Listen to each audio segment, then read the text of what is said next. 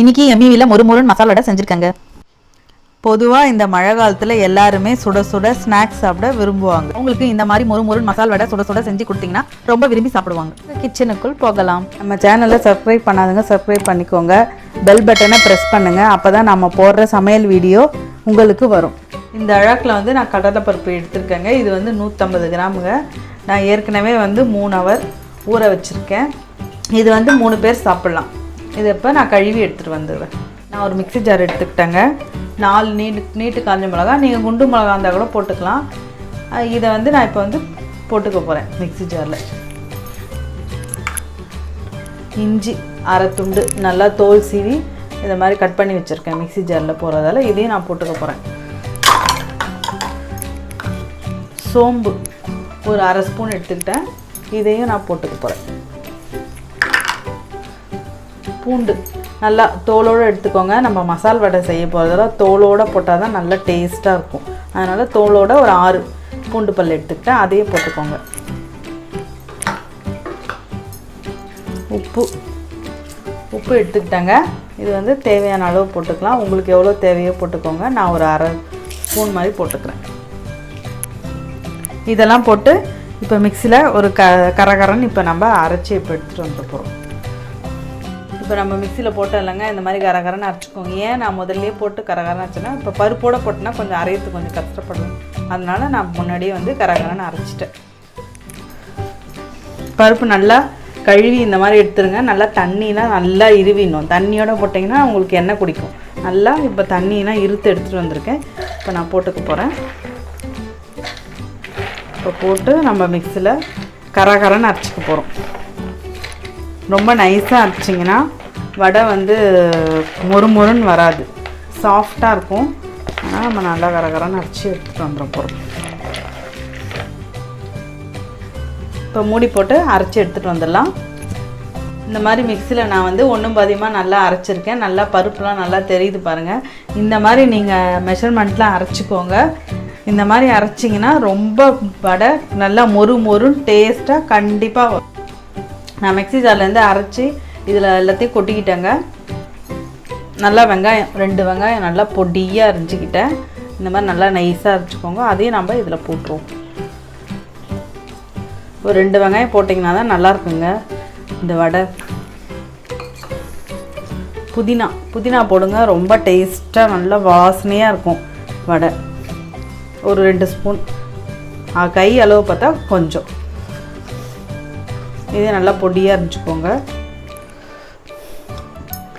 இப்போ கொத்தமல்லி இது ஒரு 2 ஸ்பூன் அளவு, கை அளவு பார்த்தா கொஞ்சம். இது நல்லா பொடியாக அரைச்சிக்கோங்க. மசால் வடை அப்போ தாங்க ரொம்ப நல்லா வாசனையாக இருக்கும். புதினா கொத்தமல்லிலாம் ரொம்ப போட்டால். இது பச்சை மிளகாய் நல்லா பொடியாக 3 பச்சை மிளகாய் அரிஞ்சு வச்சுருக்கேன். இதையும் இதில் போட்டுக்கோங்க. நல்லா காரசாரமாக இருக்கும்.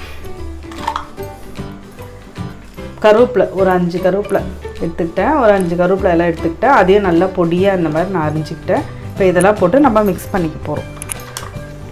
நல்லா மிக்ஸ் பண்ணிக்கோங்க. இந்த மாதிரி வடை செஞ்சு பாருங்களேன். நல்லா மொறுன்னு டேஸ்ட்டாக இருக்கும் வடை. வாசனையாகவும் இருக்கும். நீங்கள் செஞ்சிங்கன்னா வீடே வாசனை அடிக்கும் வடை, மசால் வடை. நல்லா மிக்ஸ் பண்ணிக்கோங்க. இந்த மழைக்கு இந்த மாதிரி வடை செஞ்சு கொடுங்களேன். ஈவினிங்கில் நல்லா சாப்பிடுவாங்க. நல்லா காரசாரமாக நல்லா மொறுன்னு இருக்கும் வடை. மாவை இந்த மாதிரி நல்லா உருட்டி வச்சுக்கோங்க. அப்போ தான் ஈஸியாக இருக்கும் உங்களுக்கு வடை தட்டி போடுறதுக்கு. உருட்டி வச்சிட்டிங்கன்னா தட்டி போட ஈஸியாக இருக்கும் எண்ணெய் காஞ்சிருச்சுன்னா. இந்த மாதிரி உருட்டி வச்சுக்கோங்க. முதல்ல ஃபஸ்ட்டில் பிகினர்ஸுக்கு இந்த மாதிரி உருட்டி வச்சிங்கன்னா உங்களுக்கு ஈஸியாக இருக்கும். நான் அப்படியே தட்டி போட்டுருவேன். ஏன்னா ஃபஸ்ட்டு செய்கிறவங்களுக்கு இந்த மாதிரி உருட்டி வச்சிங்கன்னா தட்டி போட ஈஸியாக இருக்கும். ஸ்டவ் ஆன் பண்ணி கடாய் எடுத்து வச்சு எண்ணெய் ஊற்றி நல்லா சூட் பண்ணிக்கிட்டாங்க.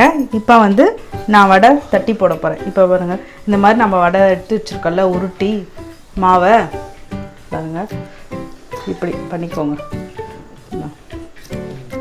இது ஆமா வடைன்னு சொல்லுவாங்க, மசால் வடைன்னு சொல்லுவாங்க. இந்த மாதிரி போடுங்க, நல்லாயிருக்கும் வடை.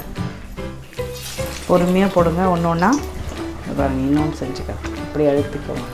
இது பேர் ஆமா வடை. அதனால் இந்த மாதிரி செய்வாங்க. மசால் வடை இப்படியும் போடலாம். எண்ணெய் வந்து கொஞ்சம் ஃபாஸ்ட்டாகவே இருக்கட்டும், அப்போ தான் வந்து நல்லா உள்ள வேகும். அதுக்கப்புறம் இதெல்லாம் போட்ட பிறகு சிம்மில் வச்சுப்போம்.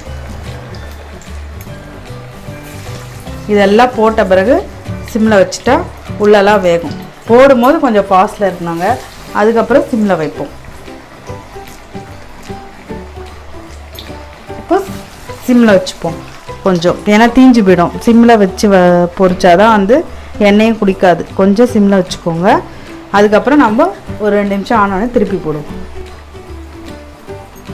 இப்போ வடை வேகட்டோங்க. வேகும் போதே நல்லா மசால் வடை ரொம்ப வாசனையாக இருக்கும். நீங்கள் இது மாதிரி செஞ்சு கொடுங்களேன், உங்கள் வீட்டில் அடிக்கடி மசால் வடை செஞ்சு கொடுக்க சொல்லுவாங்க.